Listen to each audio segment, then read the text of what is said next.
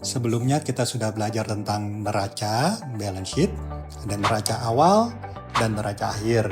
Kemudian ada bagian yang ekuitasnya di pasifa, nanti perubahannya adalah lewat laporan rugi laba ya. Net profit after tax itu akan mengubah saldonya ekuitas. Nah, selanjutnya yang penting lagi adalah di sisi aktiva ada cash, saldonya cash. Saldo awal ada di neraca awal dan nanti ada saldo akhir di neraca akhir. Nah, perubahannya selama satu periode akan diukur di cash flow statement. Nah, cash flow statement laporan arus kas. Ada 3 bagian utama dari laporan arus kas. Yang pertama adalah cash flow from operation. Itu dari hasil operasi bisnisnya sehari-hari ya, yang core bisnisnya. Kemudian ada cash flow from investing, ya, dari hasil investasinya, misalnya investasi surat berharganya menghasilkan cash dan lain-lainnya. Dan terakhir adalah cash flow from financing. Jadi mendapatkan pendanaan dari pihak yang luar gitu ya. Nah, 3 itu digabung akhirnya jadi ada cash flow masuk dan ada cash flow keluarnya. Dirangkumkan selama satu periode dan hasilnya ada net cash flow netonya. Nah, cash flow netonya itulah yang mengubah saldo awal menjadi saldo akhir. Jadi saldo kasnya akhir di neraca sama dengan saldo kas awal ditambah dengan neto cash flow. Netonya bisa positif, bisa negatif. Tapi yang paling penting adalah cash flow from operation. Karena itu yang benar-benar mencerminkan hasil dari bisnisnya.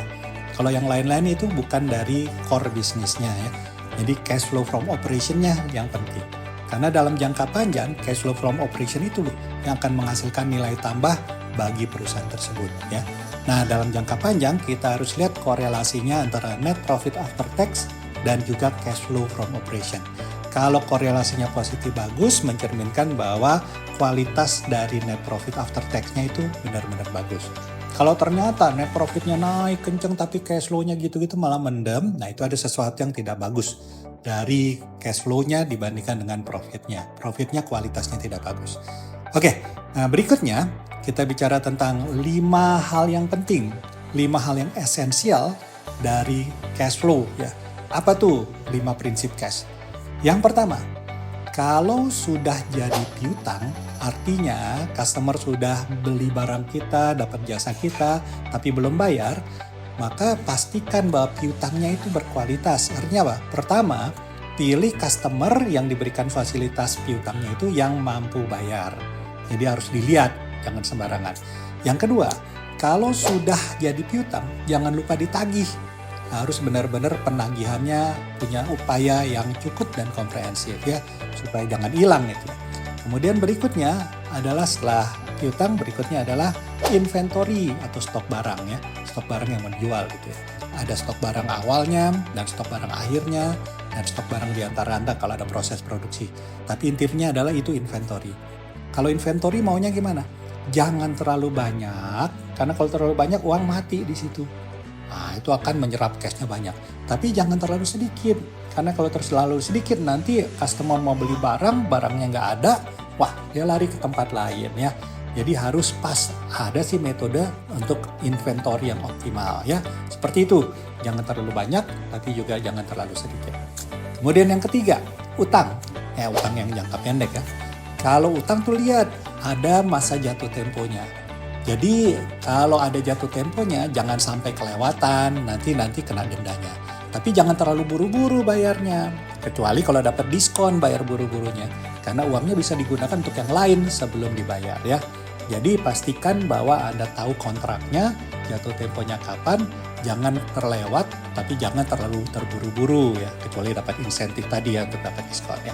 Dengan demikian 1, 2, 3 itu akan membuat cash flow Anda jadi lebih sehat. Dan yang keempat, kalau ada pengeluaran yang besar, misalnya membangun pabrik baru, membuka perkebunan yang baru, ya, kemudian ada proyek yang besar, itu biasanya kan nggak ujuk-ujuk. Pasti ada perencanaan jangka panjangnya. Jangan cuma merencanakan proyeknya saja, tapi merencanakan financingnya juga. Bagaimana kita bisa membiayai proyek tersebut atau investasi aset besar tersebut. Kenapa? Kalau kita nggak mempersiapkan financingnya, tahu-tahu ujuk-ujuk duitnya butuh, kita kelabakan. Cari alternatifnya yang menyebabkan apa? Yang menyebabkan kita akan buru-buru, terdesak, akhirnya posisi tawar kita akan rendah, sehingga akibatnya kita dapat yang mahal ya. Jadi harus dipersiapkan jauh-jauh hari sebelumnya, pendekatan terhadap funder-fundernya, sumbernya dari mana, kalau mau menerbitkan obligasi jauh-jauh hari sebelumnya ya, supaya kita dapat posisi tawar yang tinggi dan akibatnya cost of fund-nya adalah rendah. Nah, kalau 1, 2, 3, 4-nya sudah dilakukan, tadi satu apa ya? Itu tadi piutang ya. Yang dua apa? Tadi inventory. Yang ketiga adalah utang. Yang keempat adalah pengeluaran yang besar, investasi yang besar. Kalau empat-empatnya udah dikelola dengan baik, cash flow-nya cukup. Nah, berikutnya apa? Kalau ada kelebihan cash flow-nya jangan dianggurin saja. Harus ada disekolahin, diinvestasikan supaya menghasilkan sesuatu, jangan termakan oleh inflasi ya. Jadi seperti itu. Nah, investasi bisa macam-macam, cuma harus diperhatikan kebutuhan cash flow-nya jangan sampai kurang ya. Artinya kebutuhan sehari-hari. Jadi misalkan kita dari itu cash balance-nya sekian, tapi yang dibutuhkan untuk operasionalnya harus diperhatikan supaya nanti apa?